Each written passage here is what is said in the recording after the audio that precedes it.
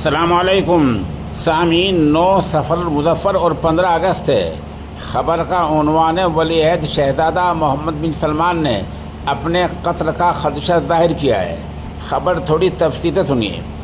سعودی عرب کے ولی عہد شہزادہ محمد بن سلمان نے امریکی ارکان کانگریس سے کہا ہے کہ انہیں قتل کرنے کی کوشش کی جا سکتی ہے۔ پولیٹیکو میگزین کے مطابق محمد بن سلمان نے امریکی ارکان کانگریس سے کہا کہ انہوں نے سعودی اسرائیلی تعلقات کی بحالی اور امریکہ کے ساتھ تعاون کی خاطر اپنی جان خطرے میں ڈال رکھی ہے۔ ایک موقع پر انہوں نے مصر کے مقتول صدر انور سادات کا بھی حوالہ دیا، جنہیں اسرائیل کے ساتھ کیمپ ڈیوڈ سمجھوتے کے بعد قتل کر دیا گیا تھا۔